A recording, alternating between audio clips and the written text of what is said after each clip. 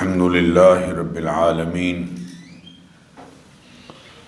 والصلاة والسلام على سيد الأنبياء وخاتم المرسلين وعلى آله وصحبه ومن تبعهم بإحسان إلى يوم الدين. أما بعد فأعوذ بالله من الشيطان الرجيم. بسم الله الرحمن الرحيم. قال الله تبارك وتعالى هو الذي خلق من الماء بشرا فجعله نسبا وصهرا. صدق اللہ العظیم. محبت سے درود شریف پڑھ لیجیے سب حضرات. بہت محترم بزرگوں اور عزیز بھائیوں، ہمارا معاشرہ بہت بری طرح سے ٹوٹ پھوٹ کا شکار ہے. ایک خبر کے مطابق گزشتہ 5 سالوں میں فیملی کورٹس میں پسند کی شادی، خلا اور بچوں کی حوالگی کے حوالے سے 1,44,000 کیس دائر ہوئے. والدین کی مرضی کے خلاف اپنی پسند کی شادی کرنے والی لڑکیوں میں خلا لینے اور طلاق کا رجحان خوفناک حد تک اس میں اضافہ ہو رہا ہے. فیملی کورٹس کے مطابق زیادہ طلاقیں پسند کی شادی کرنے والی ایسی لڑکیوں نے حاصل کی جن کی شادی کو ابھی 1 سال بھی پورا نہیں ہوا تھا. 1 سال سے کم عرصہ گزرا. یہ چونکا دینے والی صورتحال نوجوان نسل کی مادر پدر آزادی اور ہمارے خاندانی نظام کے بکھرنے کا شکار ہونے کی خبر دے رہی ہے. محترم حضرات، سوشل سائنسز سے عاری جدید لبرل نظام تعلیم مقصدیت سے محروم بیہودہ ڈرامے اور جوائے لینڈ ٹائپ فلمیں جو LGBT+ یعنی لیزبین، گے، ہائی سیکچول، ٹرانسجنڈرز سے متعلق موضوعات پر بنائی جا رہی ہیں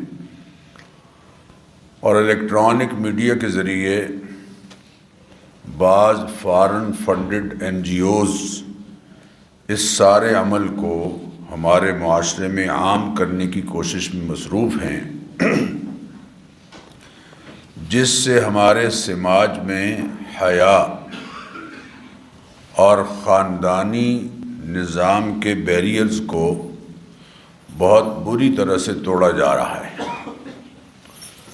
ایسے حالات میں ہمارا فرض بنتا ہے کہ ان مکروہ اور مذموم سرگرمیوں کے خلاف جہاں تک ممکن ہو اپنا کردار ادا کریں.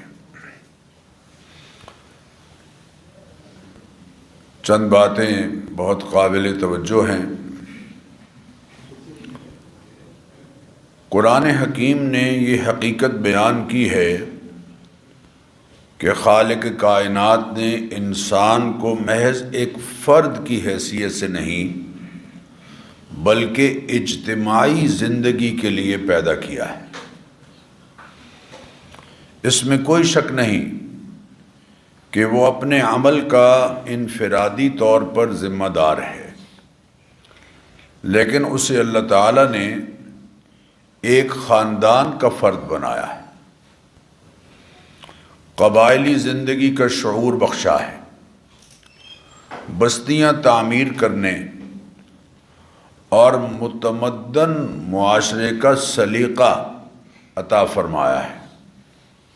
ارشاد باری تعالی ہے، یا ایھا الناس، اے لوگو، انا خلقناکم من ذکر و انثی، ہم نے تمہیں ایک مرد اور ایک عورت سے پیدا کیا، وجعلناکم شعوبا، ہم نے تمہاری مختلف قومیں بنائیں، وقبائل، اور خاندان بنائے، لتعارفوا، تاکہ تم ایک دوسرے کی پہچان کر سکو۔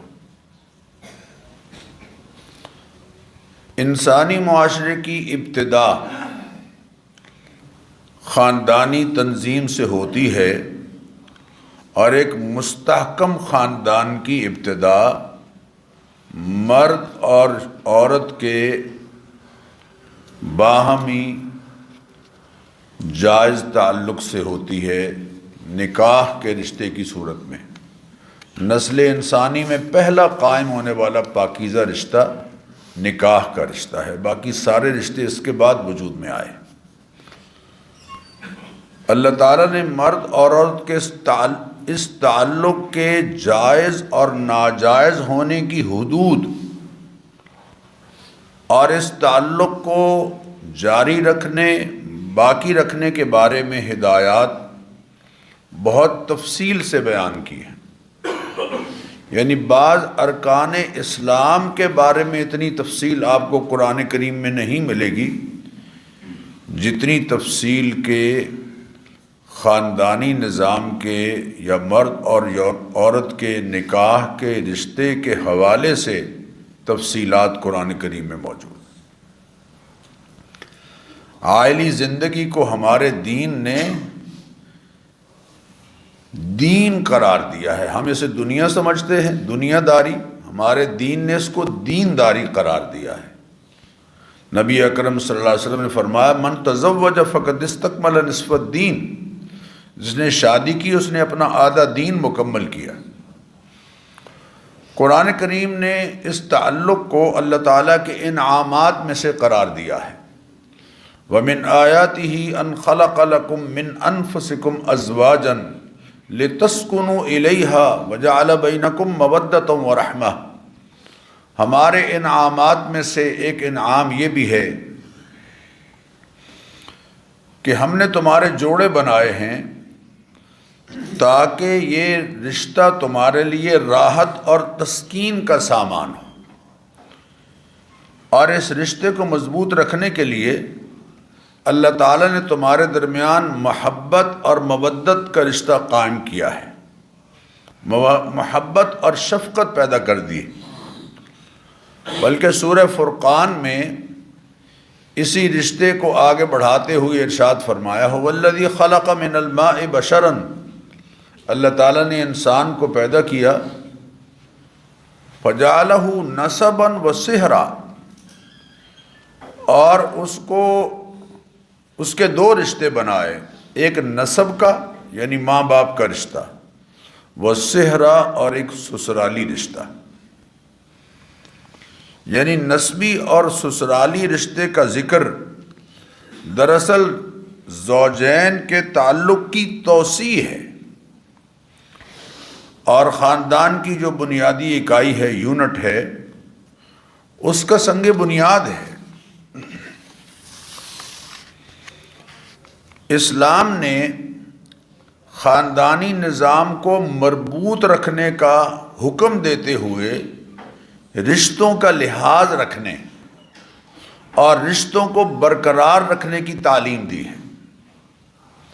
نبی کریم علیہ الصلاۃ والتسلیمات نے فرمایا، ان اللہ حرم علیکم عقوق الامہات، اللہ تعالیٰ نے ماؤں کی نافرمانی کو تم پر حرام قرار دیا ہے۔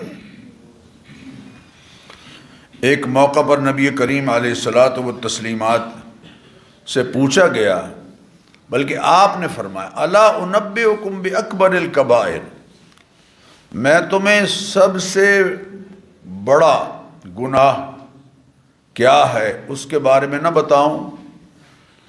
پھر خود ہی ارشاد فرمایا، الاشراک باللہ، اللہ کے ساتھ شرک کرنا سب سے بڑا گناہ ہے۔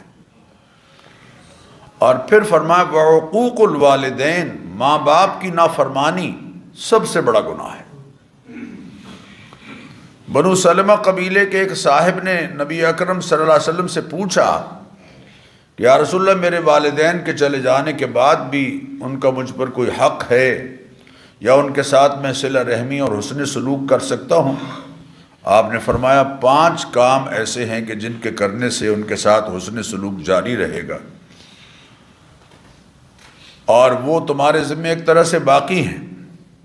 الصلاۃ علیہما، ان کی نماز جنازہ ادا کرنا، والاستغفار لہما، اور ان کے لیے وقتاً فوقتاً اللہ تعالیٰ سے بخشش طلب کرتے رہنا۔ ربنا اغفر لی ولوالدی، ربنا اغفر لی ولوالدی، رب ارحمہما کما ربیانی صغیرا، وانفاذ عہدہما، وہ زندگی میں جو وعدے کر گئے ہیں ان وعدوں کو نافذ کرنا۔ ان کے ذمے اگر کوئی قرض ہے، انہوں نے وعدہ کیا ہے، اسے ادا کرنا ہے۔ جائز وعدے جو کر گئے ہیں ان کو پورا کرنا۔ وصلۃ الرحم التی لا توصل الا بہما، اور وہ خونی رشتے جو والدین کی وجہ سے وجود میں آئے ہیں ان کو والدین کے چلے جانے کے بعد بھی قائم رکھنا۔ جیسے بھائی بہن کا رشتہ ہے، خالہ پھوپھی کا رشتہ ہے، چچا ماموں کا رشتہ ہے، نواسے نواسیاں پوتے پوتیوں کے رشتے۔ وَإِكْرَامُ صَدِيقِهِمَا، اور 5ویں بات ان کے دوستوں کی عزت کرنا۔ بلکہ آپ صلی اللہ علیہ وسلم نے ارشاد فرمایا ان من ابر البر ان یصل الرجل اہل ود ابیہ، بہت بڑی نیکی یہ ہے کہ اپنے باپ کے دوستوں کا ویسے ہی اکرام کیا جائے جیسے باپ کا اکرام کرتے تھے۔ ان کو بھی وہی عزت اور حرمت اور احترام دیا جائے، اور ان کے ساتھ صلہ جوڑ کر رکھنا، رشتے کو ان کے ساتھ تعلق جوڑ کر رکھنا ویسے ہی ہو جیسے باپ نے ان کے ساتھ ان کی زندگی میں، اپنی زندگی میں ان کے ساتھ دوستانہ برقرار رکھا۔ بلکہ والدین کے چلے جانے کے بعد اولاد کی فرما برداری ہے کہ وہ یہ رشتہ قائم رکھتی ہے۔ نبی اکرم صلی اللہ علیہ وسلم حضرت خدیجہ الکبریٰ رضی اللہ تعالیٰ عنہ کے انتقال کے بعد ان کی سہیلیوں کے ہاں کچھ نہ کچھ ہدیہ اور تحفہ بھیج دیا کرتے تھے۔ جہاں فتنے کا اندیشہ نہ ہو، ماں کی سہیلیوں کا بھی احترام کیا جائے۔ معلوم ہوا اسلام خاندان کی بقا اور معاشرے کے باہم دیگر جڑے رہنے کو پسند کرتا ہے اور تعلیم دیتا ہے۔ آپ صلی اللہ علیہ وسلم نے حدیث قدسی بیان فرمائی کہ اللہ تعالیٰ فرماتے ہیں، نسبی رشتوں کے حوالے سے اللہ فرماتے ہیں من وصلک وصلتہ، رحم سے اللہ نے فرمایا کہ جو تجھے جوڑے رکھے گا میں اسے جوڑوں گا، ومن قطعک قطعتہ، اور جو تجھے کاٹ دے گا یعنی قطع رحمی کرے گا تو میں اسے کاٹ دوں گا، اپنی رحمت سے کاٹ دوں گا۔ قرآن کریم میں اللہ تعالیٰ نے قطع رحمی کرنے والوں پر لعنت کی ہے۔ وَيَقْطَعُونَ مَا أَمَرَ اللَّهُ بِهِ أَن يُوصَلَ وَيُفْسِدُونَ فِي الْأَرْضِ، سورہ رعد کی آیت ہے کہ جو رشتوں کو کاٹتے ہیں، توڑتے ہیں اور ملک میں فساد بپا کرتے ہیں، اولئک لہم اللعنۃ ولہم سوء الدار، ان پر اللہ کی پھٹکار ہے اور ان کا ٹھکانہ جہنم ہے، برا گھر ہے۔ تمام رشتوں کو اپنے اپنے مقام پر اہمیت دینا یہ ہمارے دین کی تعلیم ہے۔ نبی اکرم صلی اللہ علیہ وسلم نے فرمایا بر امک و اباک، اپنے ماں باپ کے ساتھ اچھا سلوک کرو، ابا جی تانوں کی پتہ ہے اے ہن نواں دور آ گیا ہے، ابا جی چھوٹو چھوٹو تانوں پتہ ہی کچھ نہیں، لا حول ولا قوت الا اپنے ماں باپ کے ساتھ عمدہ سلوک کرو، ثم اختک و اخاک، پھر اپنی بہن کے ساتھ اور اپنے بھائی کے ساتھ بھی اچھے سلوک کرو، ثم ادناک فادناک، پھر جو جتنا قریبی عزیز ہے اسے اتنا مقام دو، اس کے ساتھ اتنا تعلق برقرار رکھو۔ بلکہ نبی اکرم صلی اللہ علیہ وسلم نے فرمایا بڑا بھائی چھوٹے بھائی کے لیے باپ کے درجے کی طرح ہے، یعنی بڑے بھائی کا چھوٹے بھائی پر ایسا ہی حق ہے جیسے باپ کا حق اولاد پر ہے۔ وہ دونوں کو سمجھایا جا رہا ہے کہ بڑا باپ بن کر رہے اور چھوٹے احترام کے حوالے سے باپ کی طرح بڑے کا احترام کریں۔ میاں بیوی کے بارے میں فرمایا الا واستوصوا بالنساء خیرا، خبردار میں تمہیں عورتوں کے بارے میں اچھی وصیت کر رہا ہوں، اس اچھی وصیت کو قبول کرو۔ فإنما ہن ہوان اسیرات عندکم، اس لیے کہ وہ تمہارے پاس پابند ہو چکی ہیں نکاح کے رشتے کی وجہ سے۔ خطبہ حجۃ الوداع میں فرمایا تھا ان لنسائکم علیکم حقا، صرف اپنا ہی حق نہ جتاتے رہا کرو اپنی بیویوں پر، تمہاری بیویوں کا بھی تم پر ویسے ہی حق ہے جیسے تمہارا ان پر حق ہے۔ اور خطبہ حجۃ الوداع میں فرمایا تھا خیارکم خیارکم للنسائہم، تمہارے اچھے وہ ہیں جو اپنی بیویوں کے ساتھ اچھے ہیں۔ باہر تو سارے اچھے ہوتے ہیں، کھل کھلاتے مسکراتے، لیکن گھروں میں بعض لوگ جاتے ہیں تو گھر والے خوف زدہ ہو کے رہ جاتے ہیں۔ حضرت تھانوی رحمۃ اللہ علیہ کے پاس ایک صاحب آئے اور انہوں نے کہا حضرت میں چھٹی آتا ہوں 2-3 مہینے کے بعد جو ہی گھر میں داخل ہوتا ہوں گھر والے خوف زدہ ہو جاتے ہیں۔ تو آپ نے فرمایا تم کوئی درندے ہو؟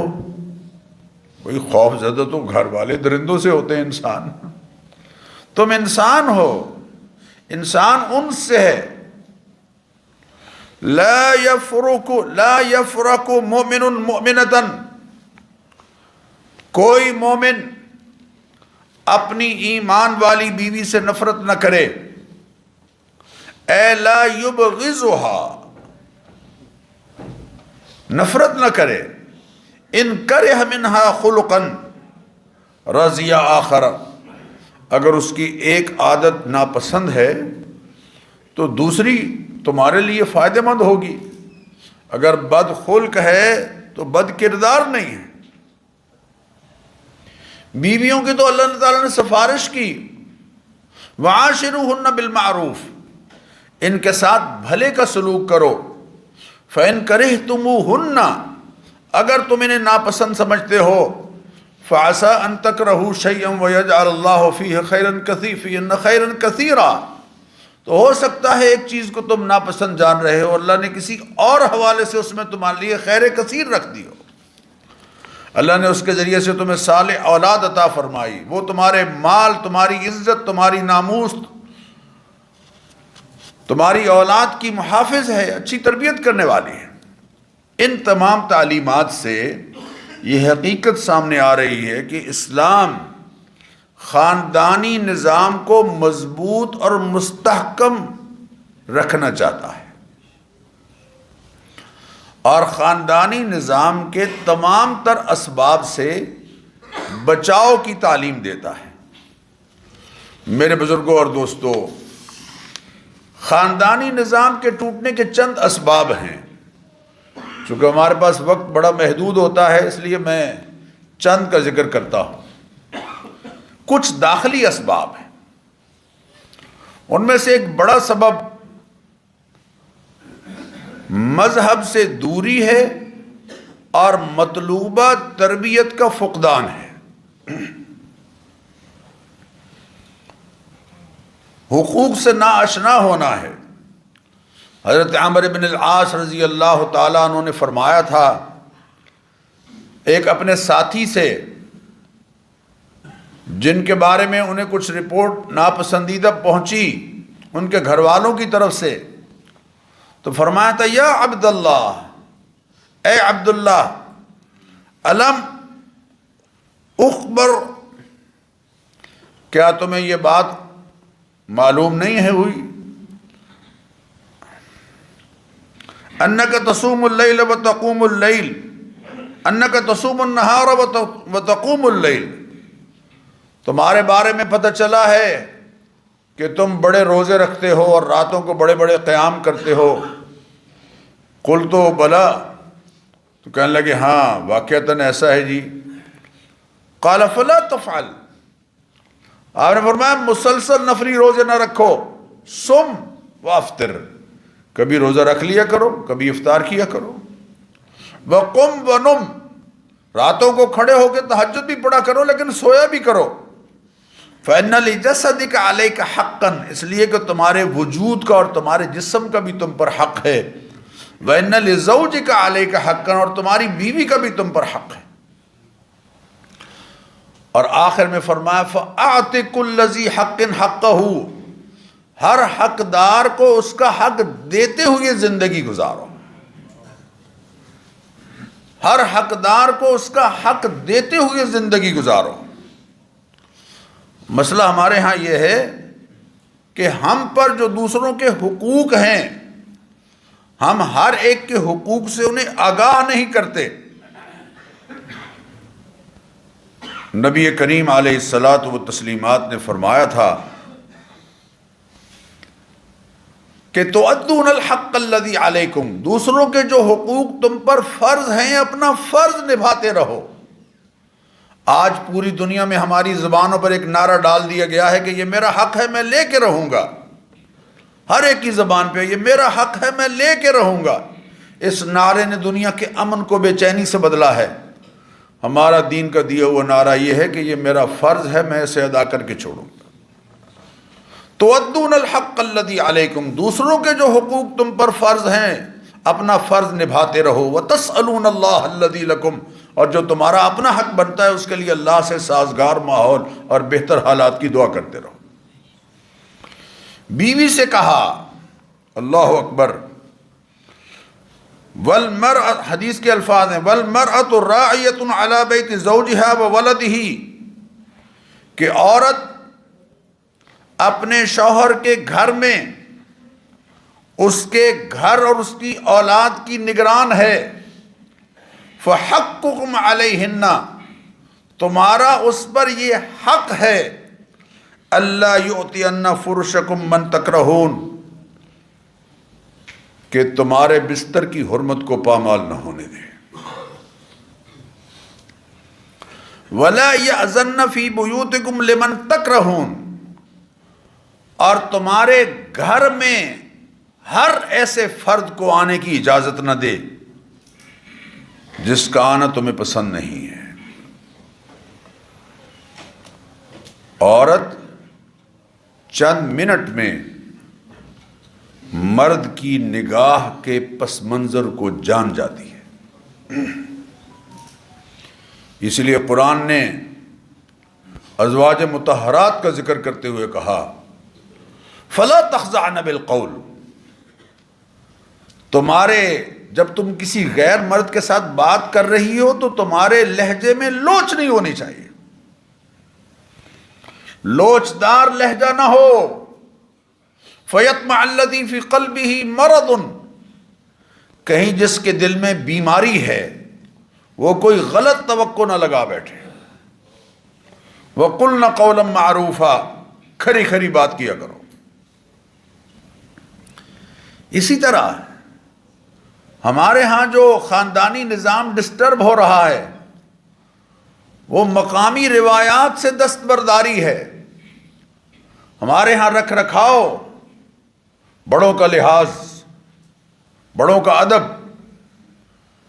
پوری بستی میں وہ کو نائی ہو، موچی ہو، لوہار ہو، درخان ہو، سب بڑے کو لوگ چاچا جی کہتے تھے۔ سب بڑی عورت کو خالہ کہتے. آج بھی عرب میں آج بھی ہر بڑے کو جس کا نام معلوم نہیں ہے اس کو یا محمد کہہ کے بلاتے ہیں. سب سے عمدہ نام یا محمد، عمدہ نام.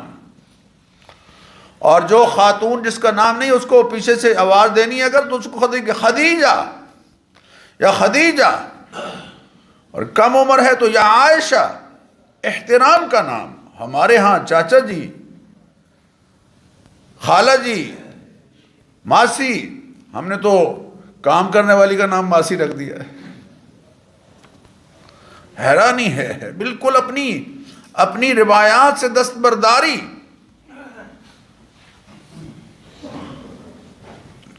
سر پر پگڑی شملے دار اور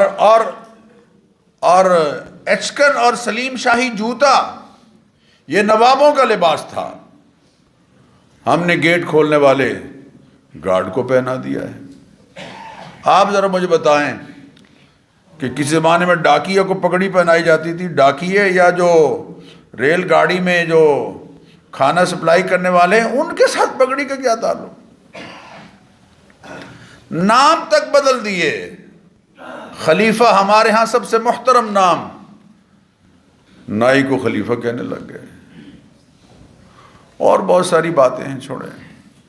رکھ رکھاؤ، ایک دوسرے کا لحاظ، حیا اور شرم، وسائل میں دوسروں کو شریک کر لینا. اچھا تیری گاں سوکھ گئی ہے، کوئی گل نہیں، ساڑی بکری لہا رہی ہے، لے جاؤ گھر. جننے دن تھوڑے گھر دودھ نہیں ہوئے گا تسی پیندے رہنا، پھر بکری واپس کر دینا. یہ ہماری قدریں ہیں، ہمارے رواج ہیں.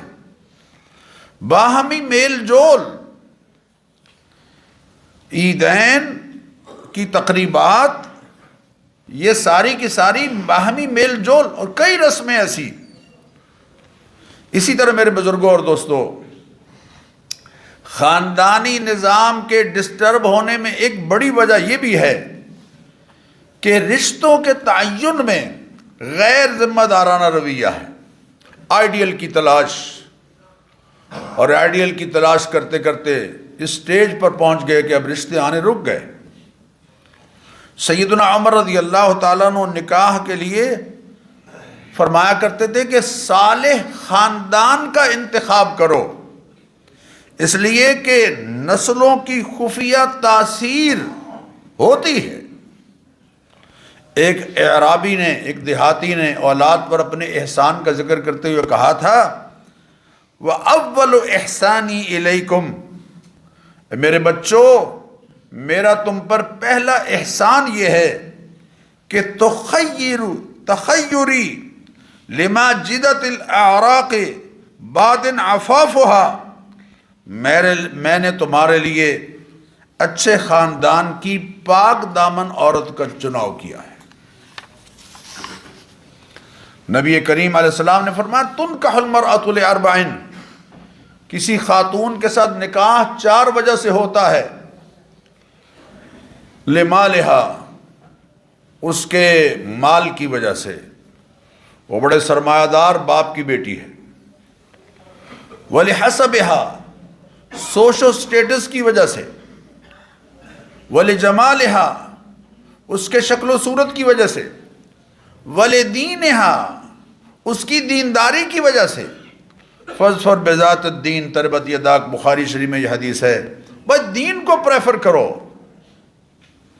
اس نے تمہاری نسلوں کی تربیت کرنی ہے. اسی طرح میرے بزرگوں اور دوستوں، غیر متوازن طرز زندگی ہمارے خاندان کو ڈسٹرب کر رہی ہے. ہمارے سونے جاگنے کا نظام بدل گیا ہے. ہماری رات 12 بجے سے شروع نہیں ہوتی، غروب آفتاب سے ہماری رات شروع ہوتی ہے، اور طلوع صبح صادق سے ہماری صبح شروع ہوتی ہے. سورج کے طلوع ہونے سے ہمارے دن کا آغاز ہوتا ہے. لیکن آپ دیکھ لیجئے کہ ہم نے اپنی ترتیب کس قدر سے بدل لی ہے. وَجَعَلْنَا نَوْمَكُمْ سُبَاتًا وَجَعَلْنَا اللَّيْلَ لِبَاسًا وَجَعَلْنَا النَّهَارَ مَعَاشًا، ہم نے رات کو تمہارے لیے نیند اور سکون لینے کے لیے بنایا ہے، اور ہم نے دن کو تمہارے لیے معاش، روزی کمانے کے لیے بنایا ہے۔ یہ جو حکومت اعلان کرتی ہے کہ دکانیں 10 بجے بند ہوں گی، 8 بجے بند ہوں گی، بھئی جن کو تم برا کہتے ہو زبان سے، ان کے ہاں سورج کی روشنی میں کام کا آغاز ہوتا ہے، اور سورج جب روشنی مکمل کر رہا ہوتا ہے، اپنی ختم غروب ہو رہا ہوتا ہے، تو کام ختم ہو جاتا ہے، سورج کی روشنی سے فائدے نہیں اٹھا رہے۔ اسی طرح شادی بیاہ کی رسوم ہم نے ہندو کلچر کو پوری طرح سے قبول کر لیا ہے۔ مجھے لوگ کہتے ہیں کہ مولانا صاحب وہ ولیمے کا فنکشن جو ہے وہ ہم اصل میں بس وہ پہلے ہی کر رہے ہیں، نکاح سے پہلے ہی۔ میں نے کہا کیوں؟ وہ اصل میں مہندی اور نکاح کا پروگرام اکٹھے ہی رکھ لیا ہے، اور دونوں مل کر رہے ہیں، اسی میں ولیمہ ہو جائے گا۔ یعنی ہندو کی رسم نہیں چھوڑنی ہے، حضور کی سنت چھوٹ جائے تو کوئی پرواہ نہیں۔ لباس بے لباسی کی صورت اختیار کر چکا ہے۔ اسی طرح خاندانی نظام میں غور کیجئے میرے بزرگوں، اور خاندانی نظام کو خدا کے لیے بچاؤ، اس کی بڑی برکات ہیں۔ اولڈ ہومز میں جو کچھ ہو رہا ہے، اللہ معاف فرمائے، اللہ معاف فرمائے بزرگوں کے ساتھ۔ ہاں، بڑھتا ہوا یہ جو کارپوریٹ جو کلچر ہے، ہر ایک کے لیے پرتعیش مکان ہو، اور جس نے اپنے کاروبار کو ترقی دینے کے لیے ہر چیز کو ہر انسان کی الگ ضرورت بنا دیا ہے۔ میں تو کئی دفعہ اپنے گھر والوں سے کہتا ہوں کہ جب بڑے شاپنگ مال میں آپ جائیں خریداری کے لیے، تو پہلے چٹ بنا کر لے کے جائیں کہ فلاں چیز لینی ہے، اور اس کے مطابق لیں، ورنہ وہاں تو ہر چیز خریدنے کو جی چاہ رہا ہے۔ یعنی ہر چیز خریدو۔ یہ جو کارڈ نکلے ہیں ایسے پیسے کے ساتھ جو تمہارا نہیں، اور وہ چیز جس کی تمہیں ضرورت نہیں، وہ چیز خریدو جس کی تمہیں ضرورت نہیں، اور اس پیسے سے جو تمہارا نہیں، بعد میں پھنس گئے۔ اور یقین کیجئے تمام سرمایہ اس پر صرف ہو رہا ہے کہ میں دوسروں کو کیسے اچھا دکھائی دوں، سارا سرمایہ اس پر خرچ ہو رہا ہے رات دن، کہ میں دوسروں کو کیسے اچھا دکھائی دوں، بس میری سکن دوسروں کو کیسی اچھی دکھائی دے، میرا چہرہ دوسروں کو کیسے اچھا دکھائی دے، میرا لباس دوسروں کو کیسے اچھا دکھائی دے، میری گاڑی سب سے منفرد ہو، میرے بچے کا نام سب سے منفرد ہو۔ چنانچہ پرانے انگریزوں کے ناموں پر بچوں کے نام رکھ رہے ہیں، اور بے معنی نام رکھ رہے ہیں۔ ایک صاحب نے کہا میں نے اپنی نواسی کا نام رمیم رکھ دیا ہے۔ میں نے کہا خدا کے بندے یہ کیا نام رکھ دیا ہے؟ کہنے لگے میں نے سورہ یاسین سے نکالا ہے۔ میں نے کہا اس کا معنی ہے بوسیدہ ہڈی، ضروری نہیں ہے کہ سورہ یاسین سے ہی نکالا ہو، نام بامعنی ہونا چاہیے۔ ہاں، اس پر سرمایہ صرف ہو رہا ہے، مردوں کا بھی اور عورتوں کا بھی، کہ میں دوسروں کو کیسے اچھا دکھائی دوں۔ غیر ضروری خریداری اور حقوق کی ادائیگی میں عدم توازن، حقوق کی ادائیگی میں عدم توازن۔ اور ایک بڑا سبب جو خاندانی نظام کو ڈسٹرب کر رہا ہے وہ ہے بدگمانی پیدا کرنے کی منظم کوشش۔ بیوی کو شوہر سے بدگمان، میں الفاظ نہیں یہاں کہہ سکتا، مجھے حوصلہ نہیں پڑ رہا کہ کیا صورتحال ہے، لیکن میں حدیث سنا دیتا ہوں نبی اکرم صلی اللہ علیہ وسلم کی۔ آپ صلی اللہ علیہ وسلم نے ارشاد فرمایا، من خبب علی امرئ زوجتہ فلیس منا، جس نے شوہر کے خلاف بیوی کو بدگمان کیا وہ ہم میں سے نہیں ہے، اس کا ہمارے ساتھ کوئی تعلق نہیں، وہ خاندانی نظام کو ڈسٹرب کر رہا ہے۔ کسی کی بیوی کو اپنی طرف متوجہ کر، اللہ اکبر اللہ اکبر۔ قرآن کریم میں نکاح کے جو مقاصد بیان کیے گئے ہیں ان میں مردوں کے لیے کہا گیا محسنین، وہ نکاح کے قلعے میں اپنے آپ کو محفوظ کر رہے ہیں، غیر مصافحین، صرف سیکچول نیڈ ان کا مقصد نہیں ہے، ولا متخذی اخدان، اور چھپی دوستیاں قائم کرنے والے نہیں۔ 100% یہی الفاظ اللہ نے عورتوں کے لیے کہے، محسنات، وہ نکاح کے قلعے میں اپنے آپ کو محفوظ کر رہی ہیں، غیر مصافحات، صرف شہوت رانی ان کا مقصد نہیں ہے، ولا متخذات اخدان، اور چھپی دوستیاں قائم کرنے والی نہیں ہیں، نہیں ہیں۔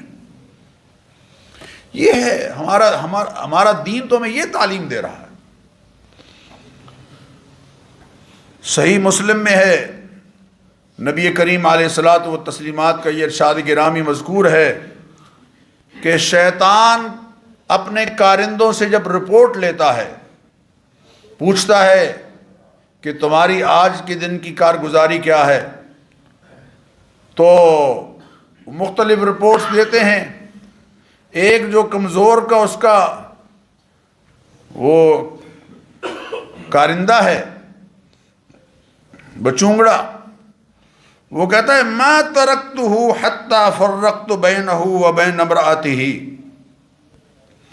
میں شوہر اور بیوی کے درمیان اختلاف پیدا کرنے کی مسلسل کوشش کرتا رہا، بدگمانی پیدا کرتا رہا، دونوں کے ذہنوں میں زہر بھرتا رہا، یہاں تک کہ میں نے مرد کو عورت سے، یعنی بیوی کو شوہر سے اور شوہر کو بیوی سے الگ کر دیا۔ تو قال فیدنیہ منہ، شیطان اس کو اپنے سینے سے لگا لیتا ہے اور کہتا ہے نعم انت، تو ہے جس نے اچھا کام کیا ہے، تو نے خوب کام کیا ہے۔ بدگمانی پیدا کرنا، میں لوگوں سے کہا کرتا ہوں کہ دیکھیں، رشتوں کو برقرار رکھنے کے لیے 2 چیزیں لازمی ہیں، اعتماد اور برداشت۔ اعتماد اور برداشت۔ اعتماد میاں بیوی کے درمیان اگر رہے تو روکھی سوکھی میں بھی شاہی ہے۔ وہ کہندے ہوندے سن کہ جو مزہ چھجو دے چبارے وہ نہ بلخ نہ بخارے، اس لیے کہ اعتماد ہے۔ اعتماد بحال ہو تو 5 مرلے کے مکان میں بھی خوشیاں ہیں، اور اعتماد اٹھ جائے تو 10 کنال کا مکان بھی پنجرہ بن کے رہ جاتا ہے۔ اور دوسرا ہے برداشت، حوصلہ اور ہمت، دوسرے کی بات کو قبول کرنا، برداشت کرنا۔ اعتماد اور برداشت یہ خاندان کو قائم رکھتا ہے، باقی رکھتا ہے۔ اور ایک بڑا سبب خاندانی نظام کو ڈسٹرب کرنے میں میڈیا کا مکروہ کردار ہے۔ اشتہارات کے ذریعے گلیمر کو نمایاں کرنا، مردوں کے غیر عورتوں اور عورتوں کے غیر مردوں کے تعلقات کے حرام ہونے کو بے حیثیت بنانا، بے حیثیت بنانا۔ اور ایک بڑا سبب خاندانی نظام کو جو ڈسٹرب کر رہا ہے وہ ہے طلاق کے بارے میں تعلیم نبوی کے معلوم ہونے کا علم نہ ہونا، یا تعلیم نبوی کے معلوم طریقے کو اختیار نہ کرنا۔ جیسے ہم سمجھتے ہیں نا ہمارے معاشرے میں کہ جناب 3 مرتبہ قبول کہیں تو نکاح ہوتا ہے، اور 3 مرتبہ طلاق دیں تو طلاق ہوتی ہے۔ یہ بات سرے سے غلط ہے کہ نکاح کے لیے 3 مرتبہ قبول کہنا ضروری ہے، غلط ہے، بالکل غلط ہے۔ 1 مرتبہ قبول کہہ دینے سے نکاح مکمل ہو جاتا ہے، اس میں کوئی کمی نہیں رہتی۔ ہمارے باب بزرگ جو 3 مرتبہ کہا کرتے تھے وہ تاکید کی نیت سے کہتے ہوں گے. تاکید کی نیت سے اچھی بات کو دہرانا یہ کوئی حرام بھی نہیں ہے، لیکن ہے بے حقیقت، اس لیے کہ اس کا نقصان یہ ہے کہ لوگ سمجھتے ہیں کہ 3 مرتبہ قبول کہہ دینے سے نکاح ہوگا تو 3 ہی مرتبہ طلاق دینے سے طلاق ہوگی، جبکہ حنفی، شافعی، مالکی، حنبلی چاروں سکول آف تھاٹس کے مطابق 3 مرتبہ طلاق دینے سے سرے سے نکاح ختم ہو جاتا ہے. طلاق کا احسن طریقہ اور حسن اور بدعی تین صورتیں ہیں طلاق کی. احسن طریقہ یہ ہے کہ خاتون کے پاکیزگی کے ایام میں صرف 1 طلاق دی جائے بس. پھر اگر آپ رشتہ برقرار رکھنا چاہتے ہیں تو آپ کو رجوع کا حق ہے، اور نہیں برقرار رکھنا چاہتے تو خود بخود 3 مہینے گزرنے کے بعد، یا اگر پریگننسی ہے تو ڈیلیوری ہونے کے بعد رشتہ ختم ہو جائے گا. لیکن فائدہ کیا ہے؟ سمجھیے بات کو، فائدہ کیا ہے 1 مرتبہ دینے سے؟ فائدہ کیا ہے؟ فائدہ یہ ہے کہ اگر رشتہ ختم بھی کر دیا، یعنی 3 حیض گزر گئے 3 مہینے، یا ڈیلیوری ہو گئی اور دن گزر گئے، پھر بھی اگر یہ دونوں رشتہ برقرار رکھنا چاہتے ہیں تو نئے مہر کے ساتھ بغیر حلال کے ان کا نکاح جائز ہے. لیکن مسائل کا علم نہیں ہے. ابغض الحلال الی اللہ الطلاق، حضور نے فرمایا بدترین اور ناپسندیدہ ترین چیز جو حلال چیزوں میں ہے وہ طلاق ہے. اور ثوبان فرماتے ہیں نبی کریم علیہ السلام نے فرمایا ایما امرأۃ سألت زوجہا طلاقا فی غیر ما بأس، جو عورت بغیر کسی معقول عذر کے طلاق مانگتی ہے اپنے شوہر سے، فحرام علیہا رائحۃ الجنہ، اس پر جنت کی خوشبو تک حرام ہے. تو خدا را ان باتوں کو اپنے گھروں میں ذکر کیجئے. جو باتیں میں نے عرض کی ہیں ان کو اپنے دائرہ اختیار میں پھیلائیے، اور اس ٹوٹتے اور ٹوٹ پھوٹ کا شکار اپنے خاندانی نظام کو بچانے کے لیے اپنا کردار ادا کیجیے. اللہ ہمیں اس کی توفیق عطا فرمائے.